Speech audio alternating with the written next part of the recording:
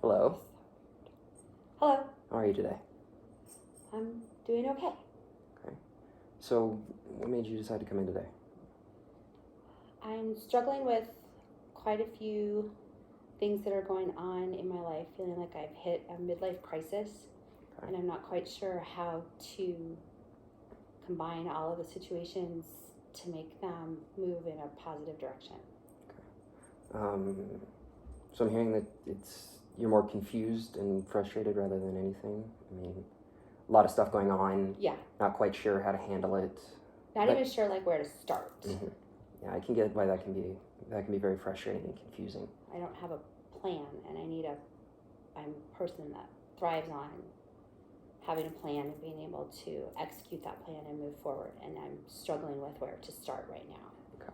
Because it's a lot all kind of in with one situation, but I don't understand the logistics that have to happen after that. Okay.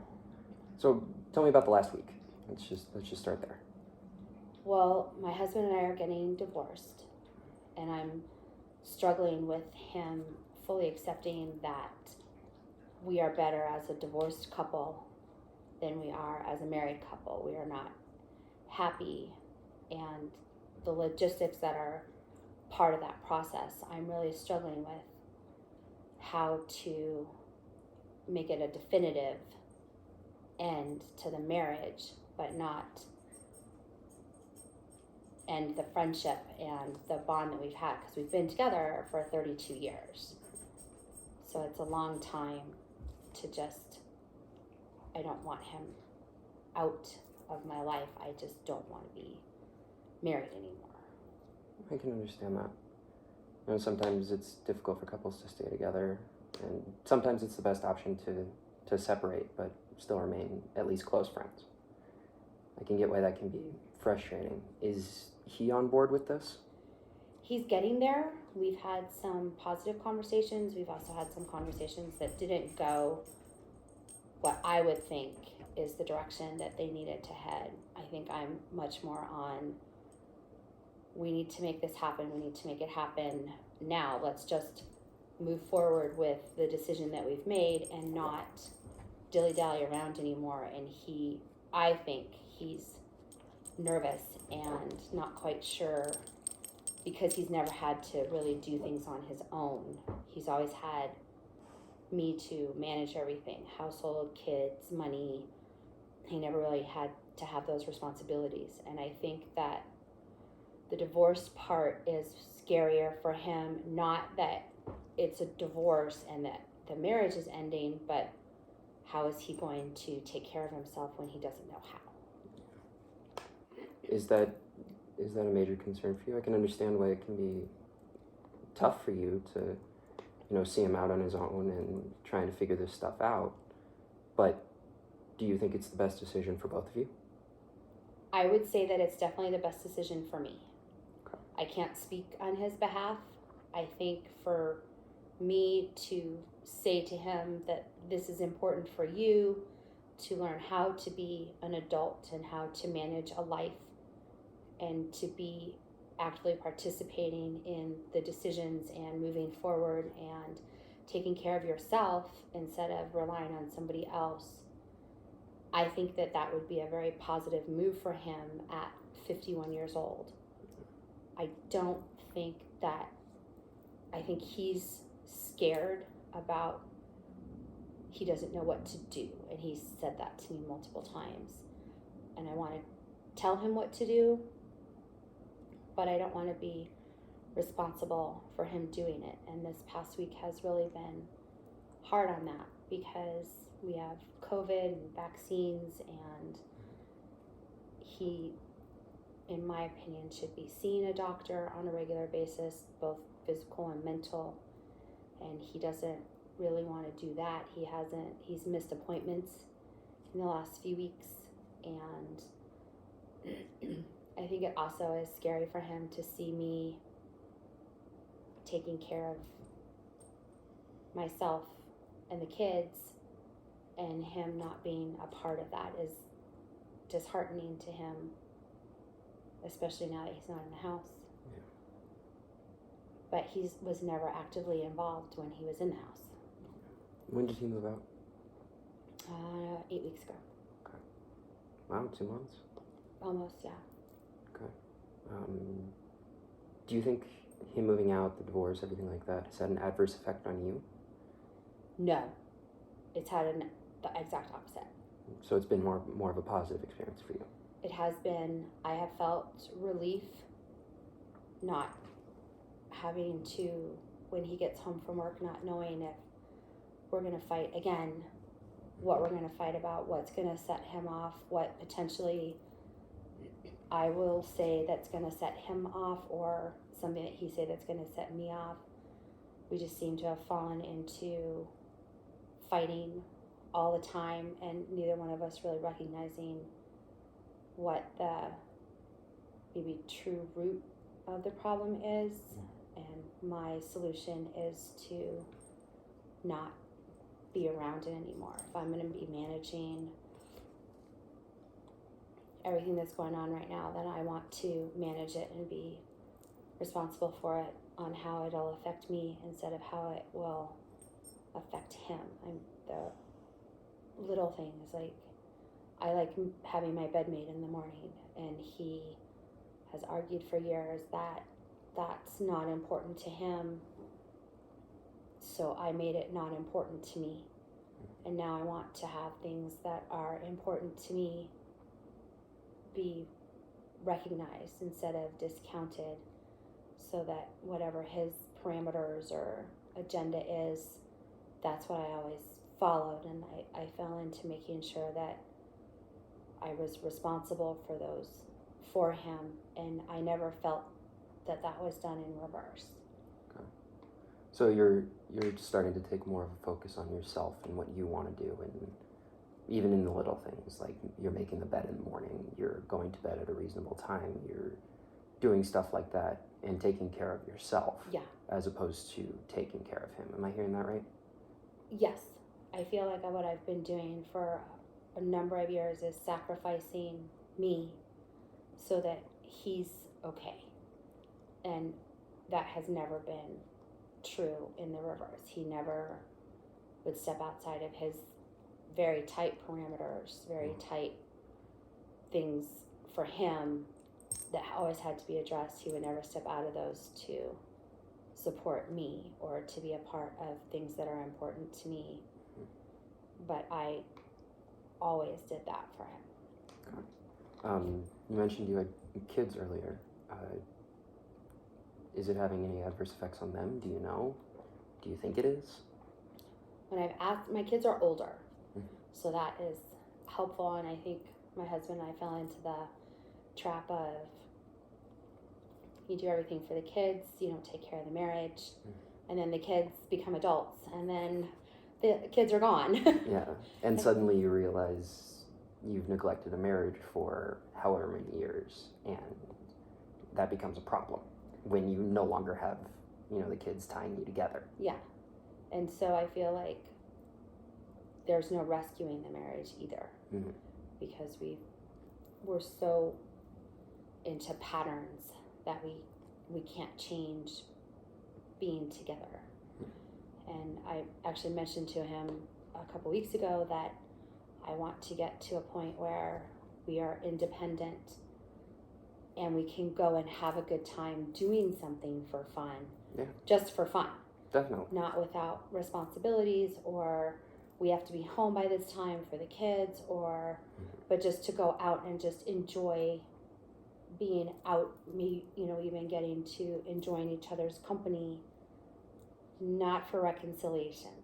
And I think that message hasn't been. Do you think he's struggling, trying to get to the point of not necessarily reconciling the marriage, but reconciling the friendship? I think he doesn't know how, and he's said that to me on multiple occasions, is he just doesn't know what to do. He doesn't know how to do something.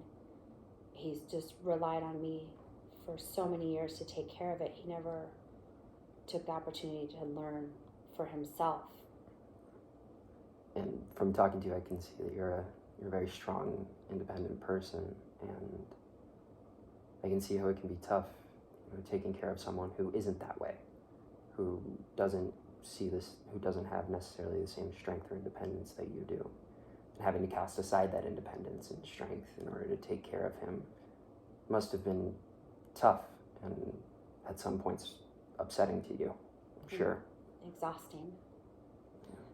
Because I wasn't taking, and I also haven't been taking care of me for 32 years. And so I have. Do you think that's because you've had kids? No. I think it's because I was taking care of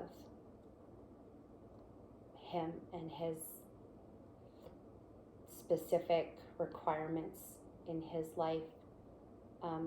As an example, I'm a very social person and I like having interactions with people across the board. So people coming over here, you going out to other people's houses, maybe out to a bar or restaurant for dinner at some point, stuff like that? Yeah. And, and he's not that sociable, or at least not in that sense. Well, he made it very clear that he would only participate in certain time frames, certain social situations. I love the Renaissance Festival. I've loved it since I was little. And I like to go when they do their Irish one because I'm Irish and it's special for me. And it's an important part of your heritage to you, isn't it? Yeah. And so when he would all the time say, no, that doesn't sound like fun. It's going to be too hot. And so I would not. Taking any excuse under the sun not to go, it sounds like. And then I wouldn't go because I didn't want him to be in a situation where he would be unhappy, but he would never look at it as, well, I want to do this situation because it makes Lisa happy. Mm-hmm. And I would participate in things that I don't necessarily enjoy because I know it makes him happy. Mm-hmm. So I would want to be a part of that. And I never got that in return, especially with our kids being older, when they were both driving and out of the house and not really in the house a lot. Mm-hmm. He would focus on what he liked to watch on TV or whatever, and I would just join that instead of having the opportunity to watch something, say, that I like that he would not like. Yeah. And he would just leave the room or go somewhere else in the house and not participate with me because he didn't want to do it, so he wasn't going to, as opposed to what I consider in a relationship is there's give and take. There's definitely things that I, don't enjoy, but I will participate because I know you do, mm-hmm. and I want to spend time with you. Yeah. And that was something and that's been most of our relationship, is that was just never something that was.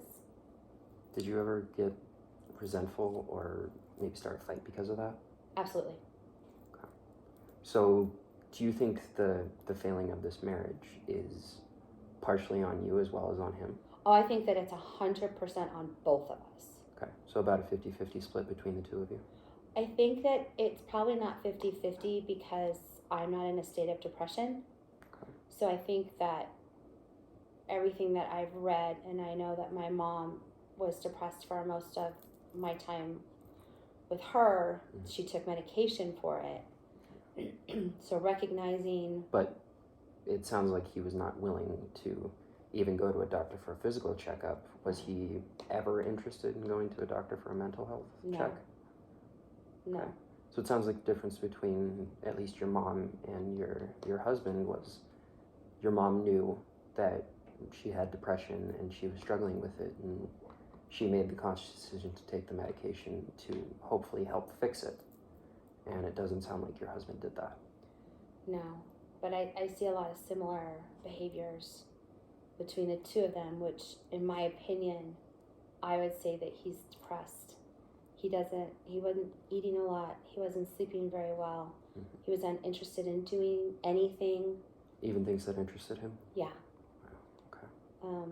So I would say that that's depression. I would say that that's part of what has caused the marriage to fail, is him not wanting to make himself better.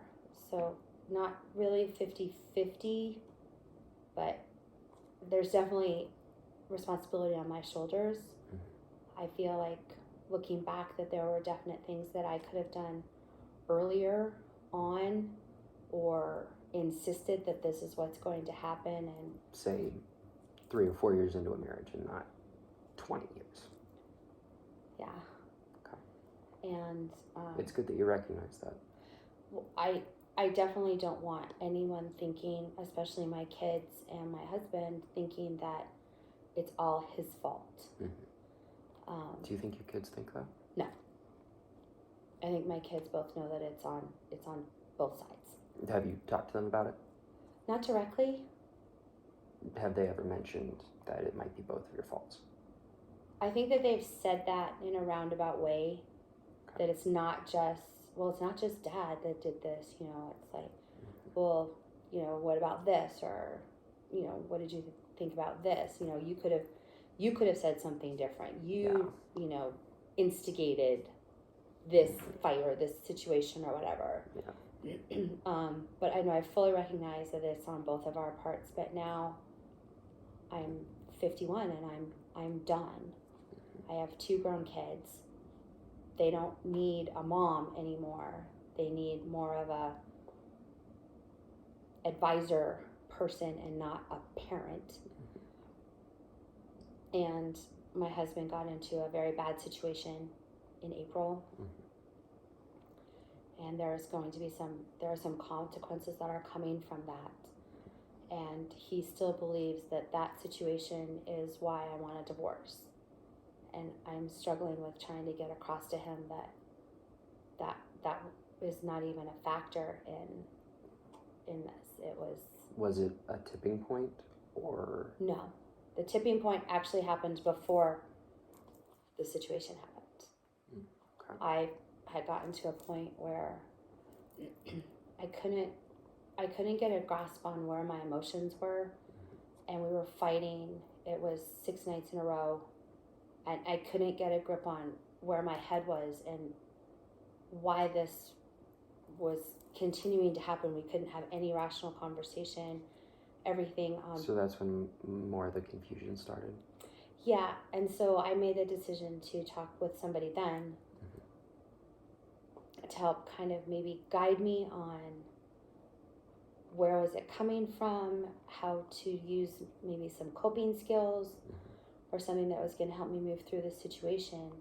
And that was when it was mentioned to me that the situations that were going on with my husband and I were more manipulation situations and abuse situations and not a healthy relationship. Have you ever considered that before it had been mentioned to you? Not in those terms. Okay. I felt that he was a selfish asshole and we fought. And that's just the way that our relationship and that was the end of that. Yeah, and then, we're committed till we die, and this is just the way that this is our existence. And, wishing him death, and just to get out of that, because I didn't know how to say, we can't be married anymore, we need to get divorced, until the last few months.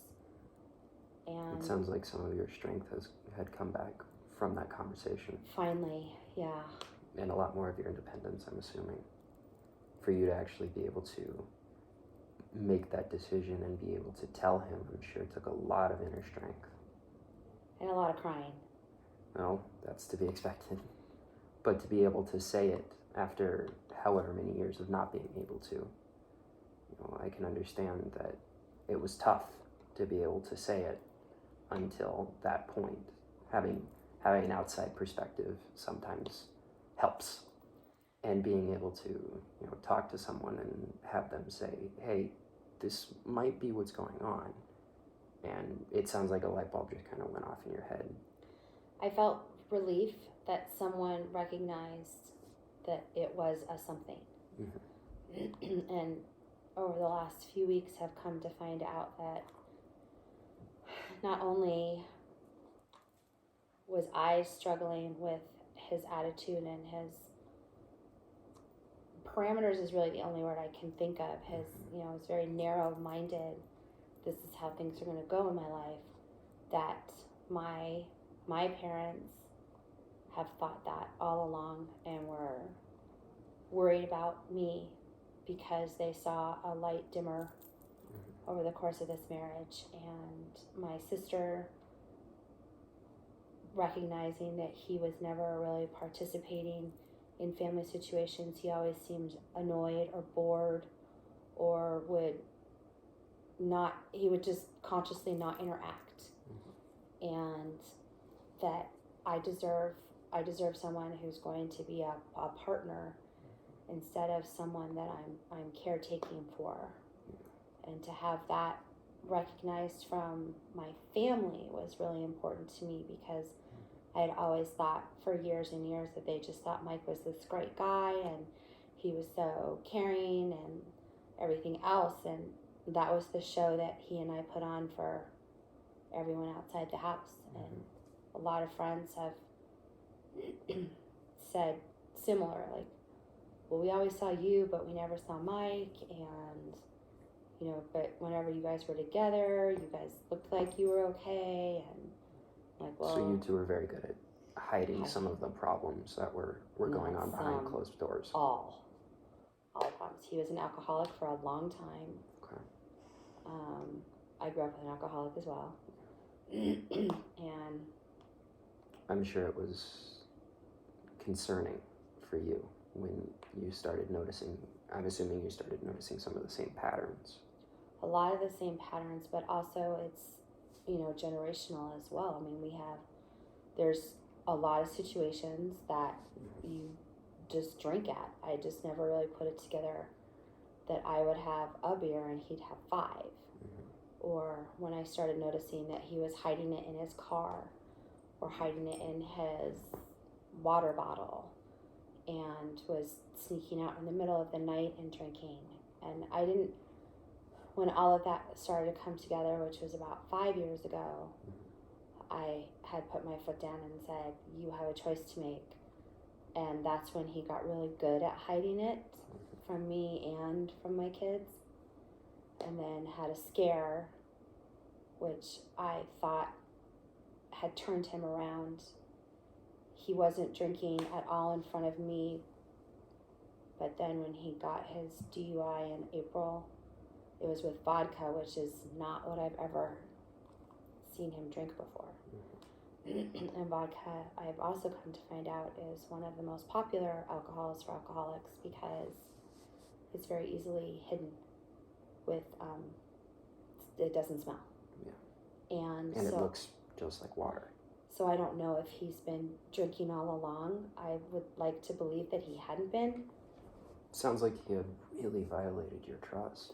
My trust is really gone. Has been for a long time. And that's not a good marriage either. No. But he always had excuses. He always had reasons, even recently. And I can't trust what he says, even now. I'm And sure that's very frustrating. It's hurtful. Because he broke it. Whether intentional or not, he has, created a chasm between the two of you. Yeah. By breaching your trust. And I'm sure that has to be, extremely frustrating for you and confusing as well. I mean, why? How do I move forward? And why would he do this in the first place? Because he's a narcissist. That's it. Okay. My true belief is that he has no understanding of how to have compassion for another person without first thinking about how it affects him. Okay. And I think that that's why we're really struggling with the moving forward piece, is because he honestly can't figure out what to do. And so delaying it makes it easier for him, because then I will manage everything. So the more he delays, the more you take care of for him. Mm-hmm. And that's just the same pattern of your marriage, if I remember correctly. Yeah. Well, it doesn't sound very fair to you. I'm struggling because I'm very nervous about him yelling and screaming and going off the deep end again and then saying that it's all my fault because I'm being selfish because this is what I want and I only care about myself. I don't care about him, when in fact it's the total opposite, because I don't want to see him hurt. I don't want to see him flounder. I want to see him succeed, and I want to help with that, but not as a wife. But as maybe a as a friend. Yeah, but because it's just one excuse after another. Oh, well, we can't do anything until after my court date on my DUI. We can't do anything until after I find a car, which the only car we had paid off is the one that he totaled in the DUI. Of course. So that's where I don't know if I have my 100% strength to put my foot down yet. Mm-hmm. And that's where I need guidance, because I just don't know. I know what I need to do. I don't have the strength to pull the cord and just do it. And there's a financial piece too. We have some debt. It's communal debt. We're both responsible for it, so we both need to be able to pay it off, but I can't sell my house until I have a place to go. And I need to make sure that my kids have a place to go as well. And right now... So are you struggling trying to sell the house or find a place to go? Well, they're both the same, because as soon as I find a place to go, then I can sell my house. But I need to sell my house to have the down payment. To find a place to go. That's where all the confusion is coming in, is the logistics of making that next step for me. And then do I just put my foot down and say this is how it's going to be, suck it up, get past it, or encourage him to be a part of, okay, this is how much I found out we can sell the house for. Well, why isn't he finding out how much we can sell the house for? Why isn't he figuring out how much debt we have? Why isn't he figuring out? It's because he just won't. Because from what it sounds like, he knows you will take care of it, so he does not have to worry about it. Right. And then gets all butthurt because he doesn't get included in everything. It's just a double-edged sword. I can understand the frustration with that. One of the solutions, at least that I'm thinking of, is just going and, having at least hopefully a productive conversation with him. Whether he screams and yells and rants and raves or not, you have to remain firm in what you tell him. You have to make the decision, and, at this point, if he doesn't want to be involved, he doesn't get a say. But you have to make the decision for you and take whatever consequences there may be with that, and talk to him and say, this is the decision that I have made. You have not been a part of it, so therefore you do not get a say. And he may call you selfish, he may call you, every name under the sun. But if it's the best decision for you, I think that's what you have to do. Because at this point, I think you really need to start focusing on yourself and what's going to be best for you, because what's best for you is most likely going to be best for your kids as well. I agree. And I would say that my kids recognize that he's got issues. Mm-hmm. Well, they're old enough, it sounds like they understand kind of the situation that's going on and have been informed by both you and him of the whole situation. It's not like they're 5 years old and they're asking where Dad went. Yes. I think it's also, he is a master manipulator of emotions, and he's put himself in a position I know with my daughter, I don't know about with my son, about manipulating them into feeling guilty for not having this relationship with him, that's not fair to him. He made a mistake, and it's a full behavior thing from him. I don't think that it's conscious. I think he just honestly believes that, or doesn't really understand that there are other people and other emotions in the world except his. And that goes back to the narcissism you talked about before, right? Yeah. Okay. Because he doesn't know. Okay. And as often as I've tried to calmly tell him, screaming tell him that He doesn't seem to hear you. he will flat out just say to me, I don't understand what you're saying. I don't get where you're coming from. You keep telling me that I make it all about me, but I don't understand what that concept is. And in my head, I'm flabbergasted, because how do you not get that it's all about you? I mean, even bailing him out of jail, Yeah. He was like, I was so scared in there. I was so nervous. I mean, it was terrifying in there, and I had my handcuffs on, and they take away all your clothes and your belt, and it's 2:00 in the morning, and I've spent 6 hours trying to figure out what to do because he got a DUI. And how does that affect my family? How does that affect my kids? And he's concerned about how jail was scary. Not looking at the bigger picture. It sounds like he doesn't know or understand what the bigger picture even is. I don't think that he has any way of grasping a concept that's outside of himself. Okay. And that makes it very hard to have a rational, logical conversation with him with facts that we're going to get divorced. Here's what we need to do for our separation agreement. Here's what's fair and equitable. He doesn't even recognize what could be fair and equitable, because it's all going to be about what he has to do instead of what emotions I might be experiencing, his kids might be experiencing. It's all about his self-pity party and how he fucked up and now has to, everyone's mad at him and is judging him. I'm not judging him for his mistake. I'm just done coddling him and being his caretaker. Then I'll ask the question, are you still mad at him?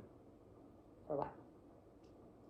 For getting the DUI or having manipulated you. I mean, you said you talked to somebody about it, and not hurt. You had come to the realization that he has been manipulative and he is a narcissist.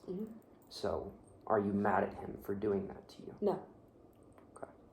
I'm very blessed with an ability, I guess, to be done. And to just kind of move on and take whatever situation comes next. Okay. I'm very, very blessed. I don't believe in guilt. I think it's a waste of time and energy. I don't believe in, apologies are good. They're necessary, but to have someone keep railroading you for the same mistake or being still angry after decades or days or whatever, I don't believe in that. I kept a lot of our fights were, what are you mad about right now? Because what you're screaming at me about happened a year ago or whatever. It's like, no, you don't. You can be angry about now, and that's what we can discuss. And he doesn't have that. So I'm not angry at him for his behavior over the last 32 years. I think I'm a little bit disappointed in myself for tolerating it. But now I'm done tolerating it, and I'm proud of myself for being there. Yes, you should be. And not looking at it from his perspective, but only from mine. So maybe it's time for you to be a little bit more selfish and kind of focus in and make the decisions that would be best for you and your kids, because I'm assuming they're staying with you. I don't think that they want to go with their dad. Okay. But I'm not demanding that they stay with me. They've made this decision on their own. As far as I know. Okay. So. Well, I was definitely asked to get a 3-bedroom in, not a 1-bedroom. So I think the best thing for you as of right now is to make the decision and, bar the consequences that may come. Just make the decision for you and what's going to be best for you. Because if he yells, if he screams, if he rants, if he raves, it's not going to change your mind. And I think you are at a point where you have the strength to do that and make that decision. What if he takes it a step farther? What if he decides that it's not worth it? And what has... Ends his life? His Has- depression has put him in a spot where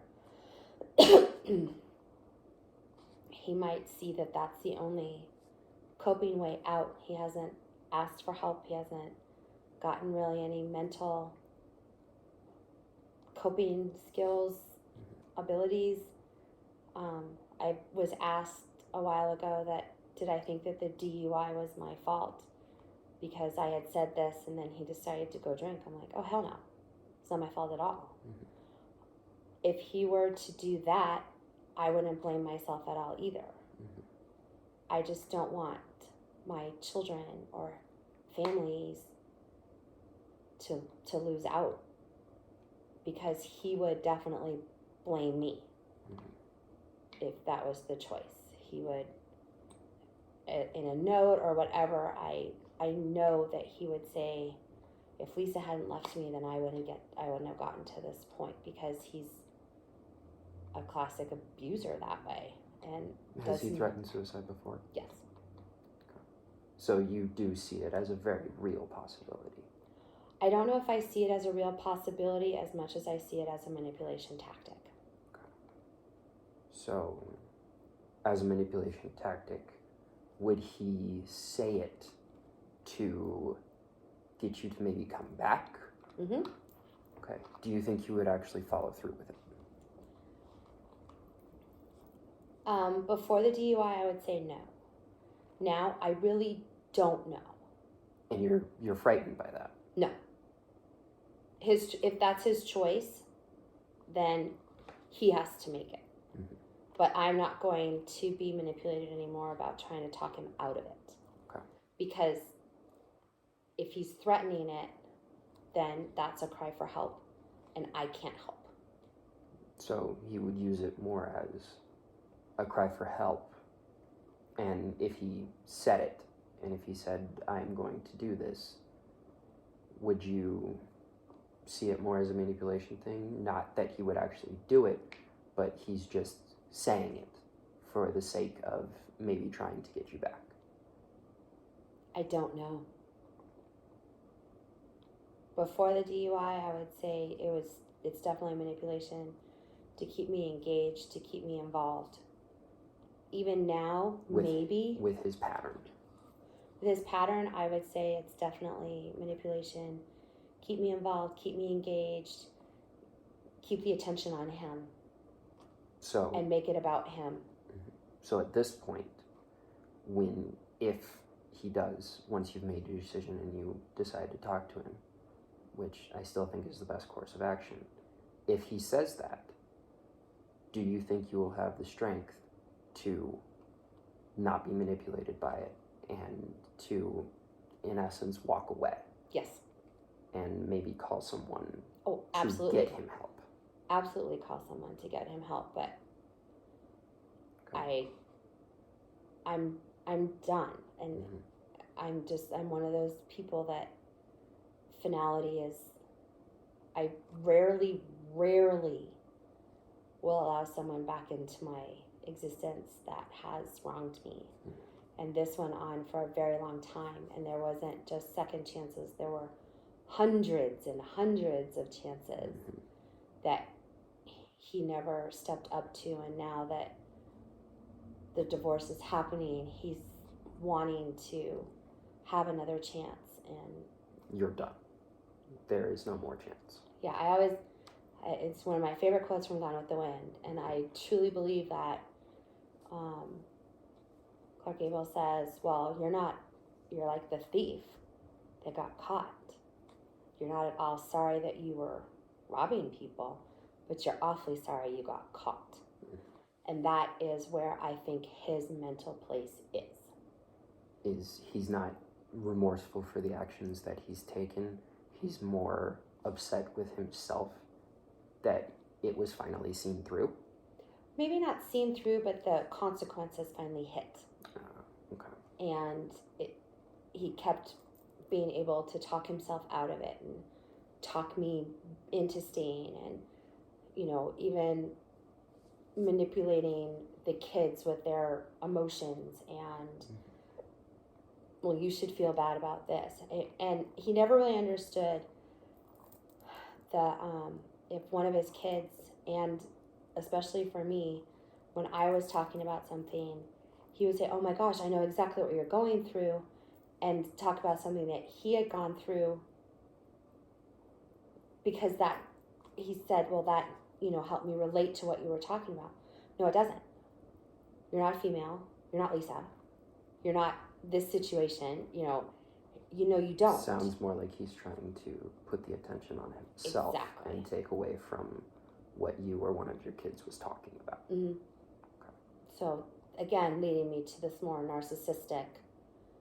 I can understand how that can be very frustrating. And hurtful. I mean, I watched my kids,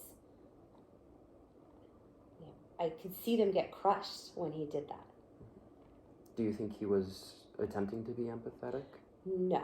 Or was it complete full-on narcissism and manipulation? I think he doesn't know how to be empathetic. So in his narcissistic view, this is his way of expressing, I know how you feel, when you have no idea. Because the situations are completely different, whether gender or timing or anything else. Or situation. Mm-hmm. I came back from work. I came back from a different situation with my stepfather, and he was berating me about some situations, and I was trying to talk to Mike about how hurtful this person was being in his comments and what he was saying.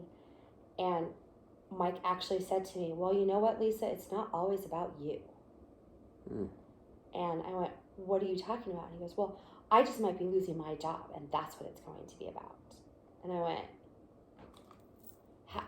how did these two subjects even come to the same room? It had nothing to do with it, but it was... It sounds more like he wanted to control the situation and didn't necessarily want to hear about your problems when he was going through problems of his own. Right, so that I can't have problems, I can't have situations. So again, I can understand how that can be frustrating and extremely disheartening. Yeah.